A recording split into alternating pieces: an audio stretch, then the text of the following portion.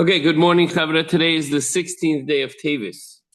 We're on page 78 in the Chayenu, and we are in the middle of in my opinion, the most important chapter in Tanya, which discusses the Beinoni, which I like to call the average guy that has the daily struggle. The Yetzer Hara is constantly fighting, and he is fighting back. The Beinoni is the one that does not succumb to his temptations, his lustful desires, thoughts that enter his mind. He fights them off, but it's a constant and ongoing battle. And that's why I feel that each and every one of us can relate. In today's lesson, since the Beinoni does not actually transform his animal-like soul into holiness, and he's constantly fighting off its expression, his victory does not make him a tzaddik. A tzaddik transforms his nafesh habahamis. He completely subdues him or eliminates him completely. A Beinoni is going to have an ongoing struggle. Can anyone here relate to that? I can. So page 78. But if the divine soul of the Beinoni indeed dominates every area of his practical expression, so why is he not considered a tzaddik? So the Alter Rebbe explains, so he's not called a tzaddik.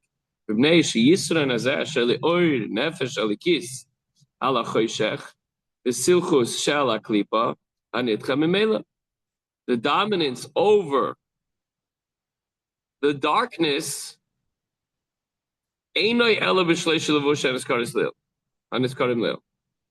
only limited to the three garments of thought, speech, and action. But as we said before, again, he's not eliminating the nefesh habahamis. He's not transforming it completely. He's just subduing it for now. Each moment that he has the struggle with his desires, temptations, wants, pleasures, whatever it might be, distractions. But he has not dominated the essence. The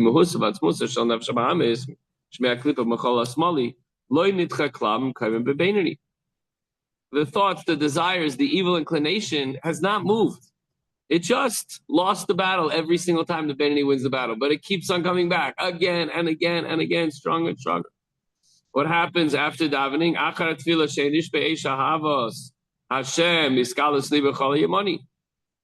During davening, okay, he's ready to fight. But after davening, what happens? He gets stronger because a person lets his guard down sometimes. So a person doesn't have the same fiery, burning love for Hashem throughout his day that he does during the davening. Halavai, he should be able to bring it with him throughout the day, but that doesn't always happen, right? We know. Rather,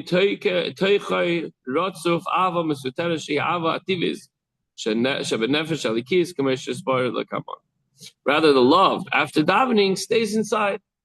It's in his heart, meaning that his love which is natural to the divine soul, is not something that comes out and helps him fight throughout the day. It lays hidden.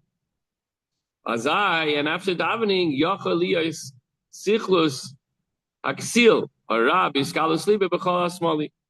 After davening, when the love of Hashem is not revealed the way it is during davening, with a passion for Hashem, it's possible for the folly of the wicked fool, meaning the animal soul, to reveal itself in the left part of his heart. And suddenly what happens? Suddenly he starts to crave things, and he starts to say things, and he starts to think things and act in ways that he wouldn't have done during davening. We're dignified during davening. We have our talis and our tefillin on. We're standing before Hashem and praying. But then when we go out and that love, the fire starts to burn down and cool down, suddenly he starts to lose himself. And although that's tough, but that's our reality, right? So what do we do? And not only that, one step further, sometimes a minute later, an hour later, or middle of the day, he's acting like inappropriate for a yid to act as if he never prayed that day. Hello.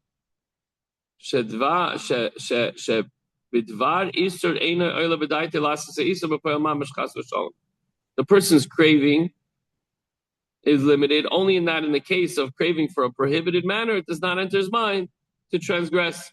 So with a Beinoni, yes, he has this attack of the desires and the personal things that are inappropriate. However, he doesn't act upon them. But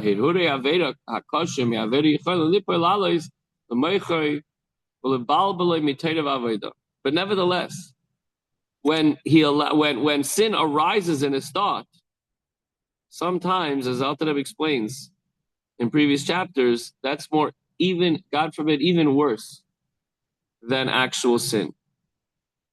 The fact that it can arise we're holiness, we're godliness, we have a neshama inside of ourselves. And instead of learning Torah or doing a mitzvah, even if you're working, doing the right thing, we get distracted. Mamish, you could add into Tanya here 250 years later, by his phone or her phone. That's all you have to write in, because that's what happens. Mamish says, you go take a phone call, and then you see, you're putting it down. Let me just check the thing in the news, and then the next thing you know, 2 hours later, you're finishing watching a movie. In the middle of the day, what happened? Mamish says, Gimel Avedas ein adam nitzel behem b'chayim hirhore Aveda b'iyun tefillah. Our sages say there are three things so difficult to avoid that no man is safe from transgressing daily. So that means this happens to us all the time. And what is it? Thoughts of sin, lack of concentration during davening, and lashon hara, slanderous gossip. Thus the Beinoni is included in the generalization that no man avoids thoughts of sin. Again, we talked about this yesterday. The fact that the ideas come up in our head, that's going to happen. The question is, what are we going to do about it? Are we going to push it away with both hands, with all of our might? Or, that's an interesting idea. Maybe I'll do that, which is not appropriate. So we have to fight it. And the takeaway for today is you can put your animal soul to sleep when you daven with concentration and intention. And you can saturate yourself with love of Hashem during davening, and hopefully listen, when you make a bonfire if you have a charcoal grill and you really fan the flames, the more effort and energy you put in initially, the hotter and brighter that fire will remain longer, right? So the more passion you put into the davening, the more that fire, that love of Hashem is going to last throughout the day. Okay, that's it for today, folks.